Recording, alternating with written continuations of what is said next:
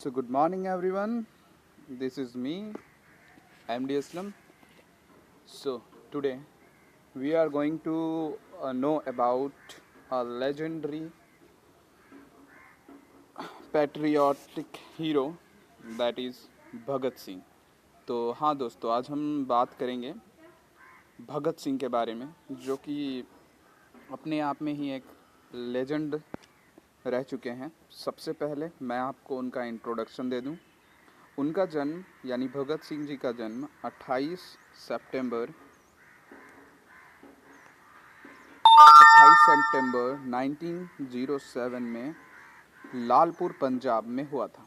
ठीक है, लालपुर पंजाब में उनका जन्म हुआ था.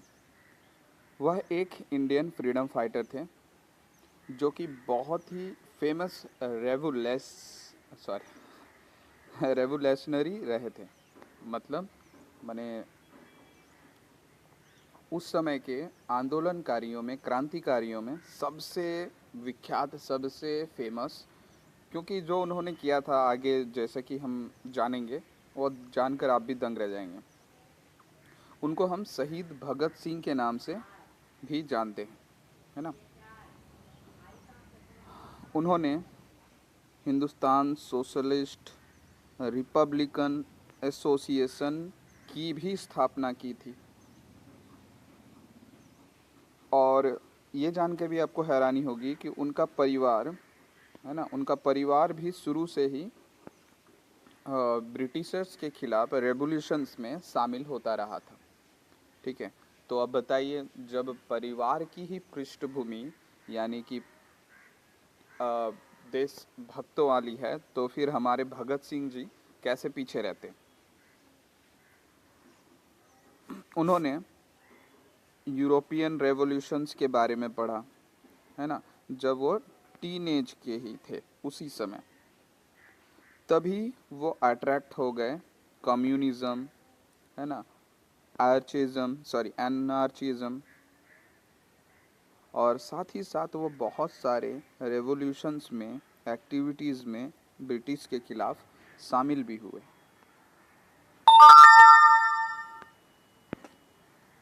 तो ये है भगत सिंह जी की कुछ तस्वीरें, है ना. ये यहाँ पे आप देख लीजिए. ये है जब वो 11 साल के थे, ये जब वो 17 साल के थे, और ये जब 22 साल के थे, और 23 साल की उम्र में ही उनकी डेथ हो गई थी, है ना. और यहाँ 20 ईयर्स में उनको दिखाया जा रहा है. तो डिफरेंट काइंड ऑफ पिक्चर्स आपके लिए प्रोवाइडेड है. आप देखिए, जो हमारे रेवोल्यूशनरी भगत सिंह जी हैं.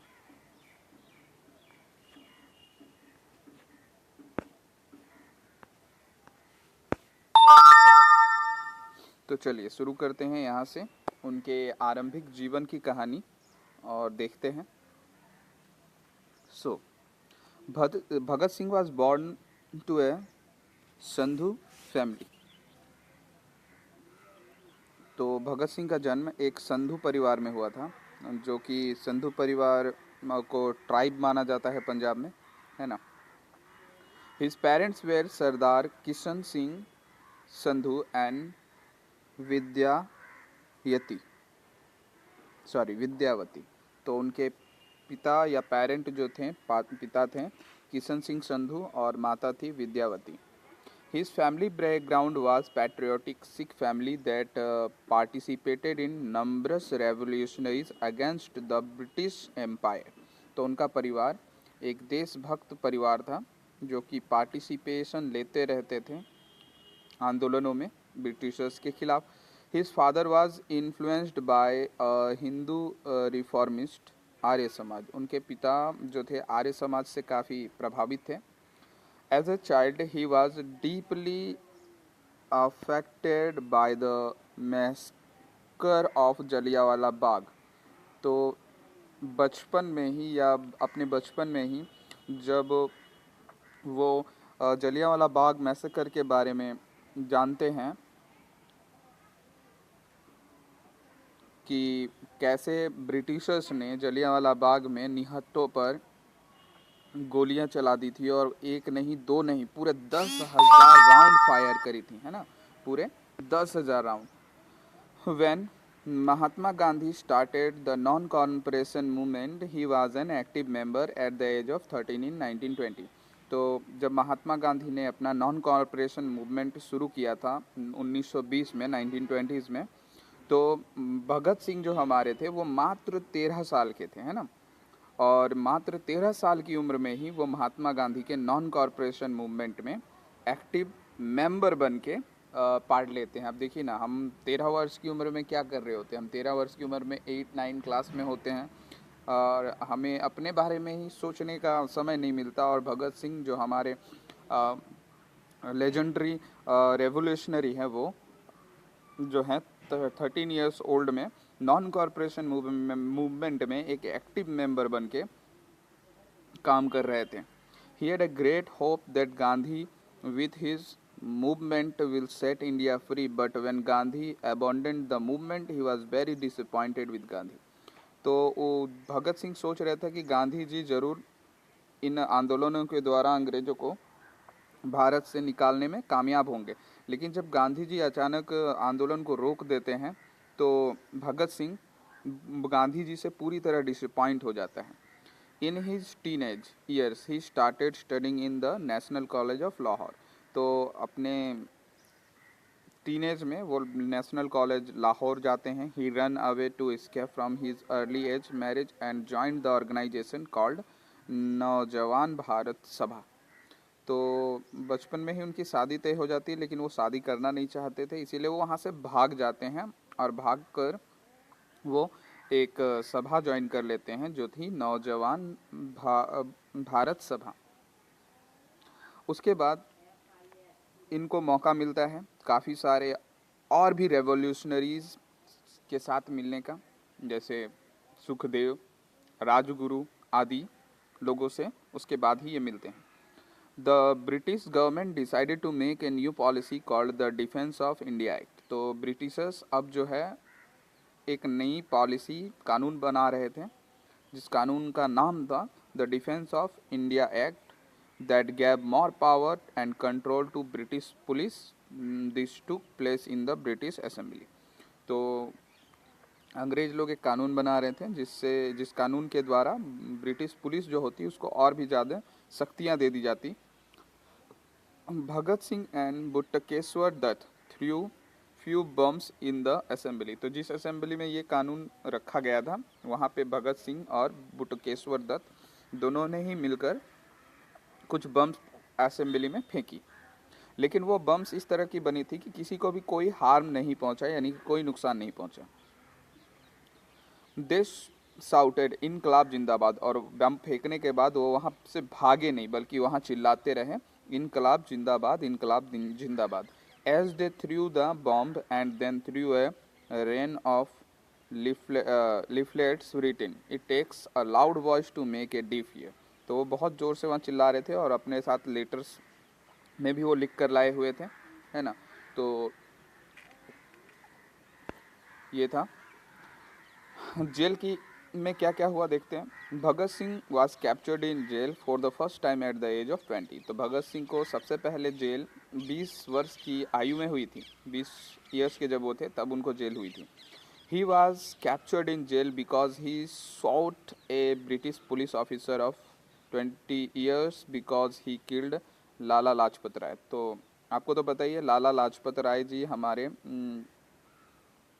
जो मारे गए थे उसका बदला लेने के लिए ही भगत सिंह ने एक ब्रिटिश पुलिस ऑफिसर को शूट किया था। Bhagat Singh did food strike for 63 days. और जेल में ही देखिए वो क्या करते हैं, अच्छा खाना कैदियों को नहीं मिलता था उस समय। तो भगत सिंह ने लगातार 63 डेज तक मैंने आंदोलन किया, जेल में ही स्ट्राइक कर दिया, मैंने भूख हड़ताल कर दी और डिमांड करने लगी कि जिस तरह के मैंने फैकल्टीज़ फूड ब्रिटिश प्रिजनर्स को, यानी ब्रिटिश लोग जो यहाँ पे जेलों में बंद हैं उनको मिलती है, वो भी वो इंडियन लोगों को भी मिलनी चाहिए।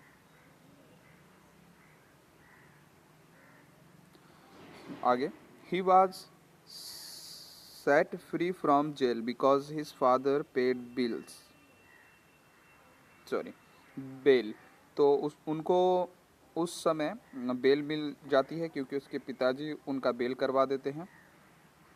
ठीक है।